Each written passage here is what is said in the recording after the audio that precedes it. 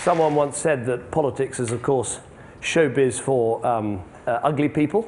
So on that basis, I feel like I've really arrived. And the other thing I think to think of is what an honor it is as a politician to give a TED talk, particularly here in the UK, where the reputation of politics with the expenses scandal has sunk so low. There was even a story recently that scientists had thought about actually replacing rats in their experiments with politicians. And someone asked why, and they said, well, there's no shortage of politicians. No one really minds what happens to them. And after all, there are some things that rats just won't do. Now, I know you all love data, so I'm starting with a data-rich slide. This, I think, is the most important fact to bear in mind in British politics or American politics, and that is we have run out of money. We have vast budget deficits. This is my global public debt clock, and as you can see, it's 32 trillion and counting. And I think what this leads to is a very simple recognition that there's one question in politics at the moment above all other, and it's this one. How do we make things better without spending more money? Because there isn't going to be a lot of money to improve public services, or to improve government, or to improve so many of the things that politicians talk about. So what follows from that is that if you think it's all about money, you can only measure success in public services, in healthcare, in education, in policing by spending more money. You can only measure progress by spending money. You're going to have a pretty miserable time. But if you think a whole lot of other things matter that lead up to well-being, things like your family relationships, friendship, community, values, then actually this is an incredibly exciting time to be in politics.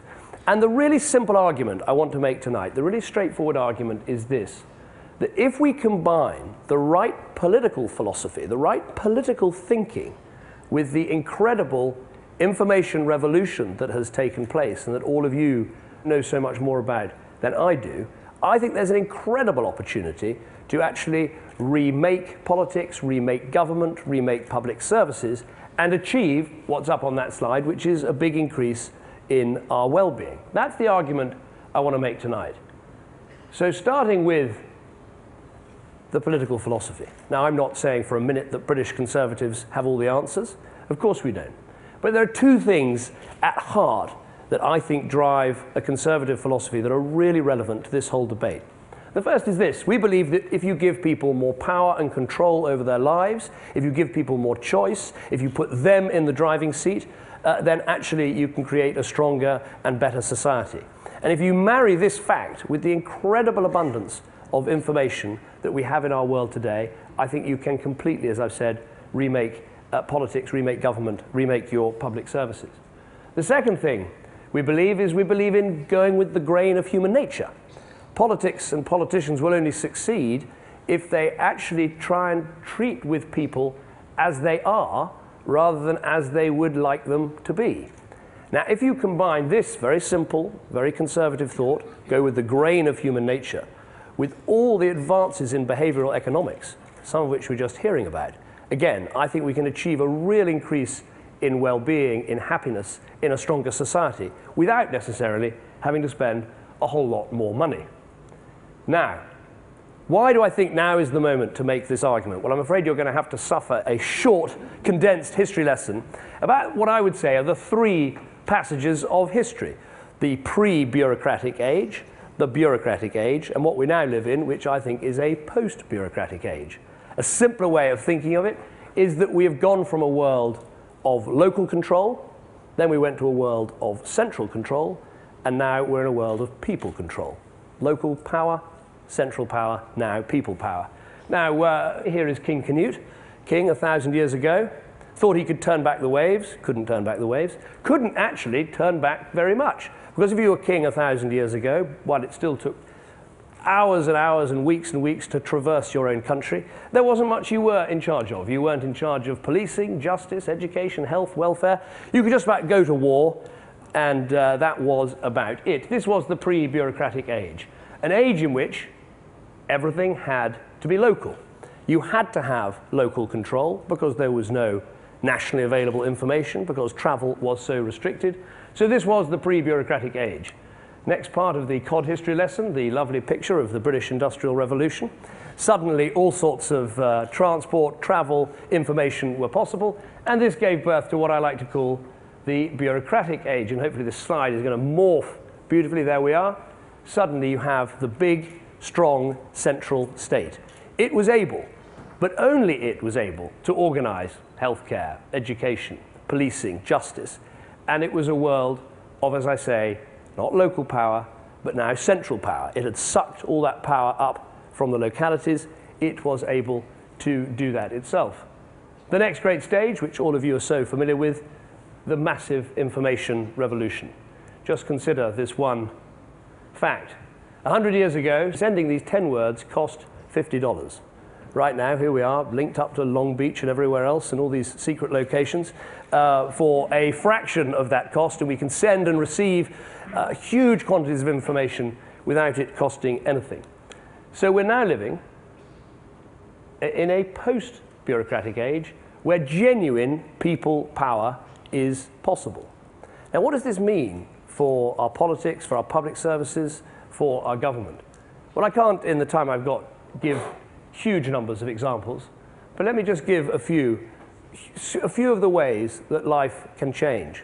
And this is so obvious in a way, because you think about how all of you have changed the way we shop, the way we travel, the way that business is done. That has already happened. The information and internet revolution has actually gone all the way through our societies in so many different ways, but it hasn't in every way yet touched our government. So how could this happen?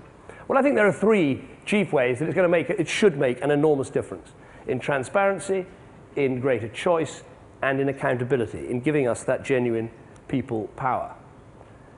If we take transparency, here is one of my favorite websites, the Missouri Accountability Portal. In the old days, only the government could hold the information, and only a few elected people could try and grab that information and question it and challenge it. Now, here on one website, one state in America, every single dollar spent by that government is searchable, is analyzable, is checkable. Think of the huge change that means. Any business that wants to bid for a government contract can see what currently is being spent. Anyone thinking, I could do that service better, I could deliver it cheaper, it's all available there. We have only, in government and in politics, started to scratch the surface of what people are doing in the commercial world with the information revolution. So complete transparency will make a huge difference. In this country, if we win the election, we are going to make all government spending over £25,000 transparent and available online, searchable for anyone to see.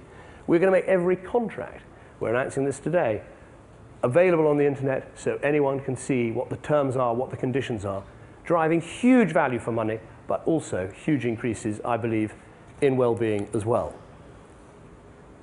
Choice.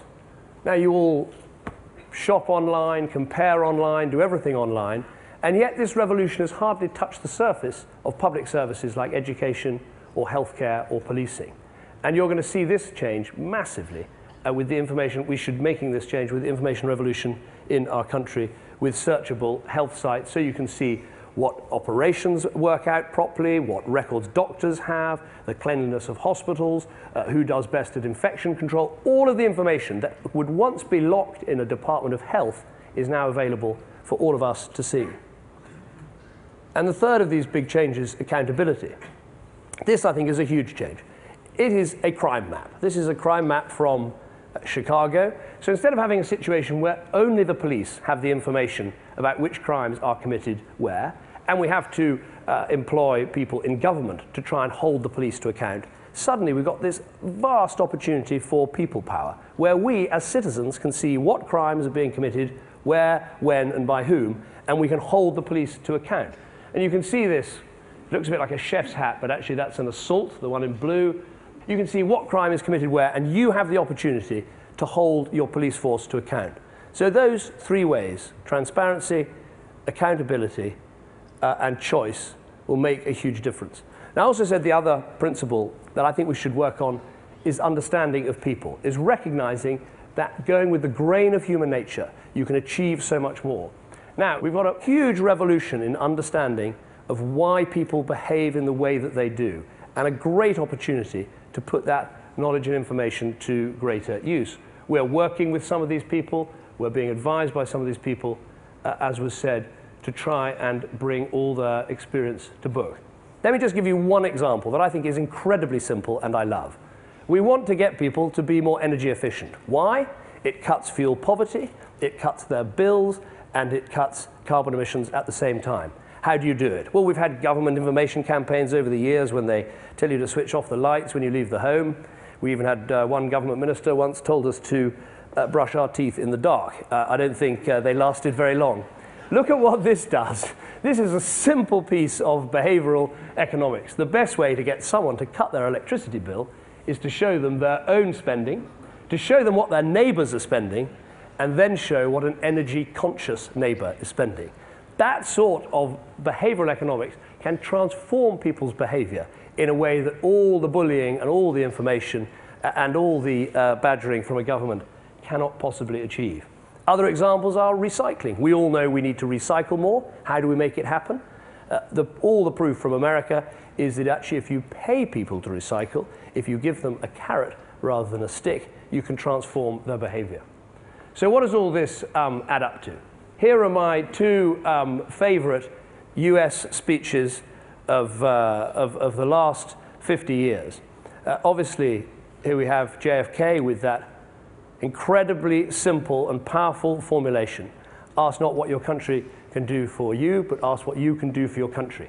An incredibly noble sentiment, but when he made that speech, what could you do to build the stronger, better society? You could fight for your country, you could die for your country, you could serve in your country's civil service, but you didn't really have the information and the knowledge and the ability to help build the stronger society in the way that you do now. And I think an even more wonderful speech, which I'm going to read a big chunk of, which sums up what I said at the beginning about believing there is more to life than money and more that we should try and measure than money. And it is Robert Kennedy's beautiful description of why gross national product captures so little. It does not allow for the health of our children, the quality of their education, or the joy of their play. It does not include the beauty of our poetry or the strength of our marriages, the intelligence of our public debate.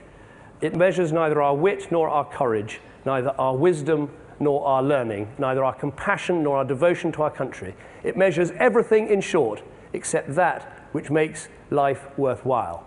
Again, a sentiment that was so noble and beautifully put 40 years ago, and a beautiful dream 40 years ago, but now with the huge advances in information technology, with the massive changes in behavioral economics, with all that we know about how you advance well-being, that if we combine those insights of giving power to people and using information to make that possible, and using the insight of going with the grain of human nature, while at the same time understanding why people behave in the way they do, it is a dream more easy to realize today than it was when it was made in that beautiful speech 40 years ago.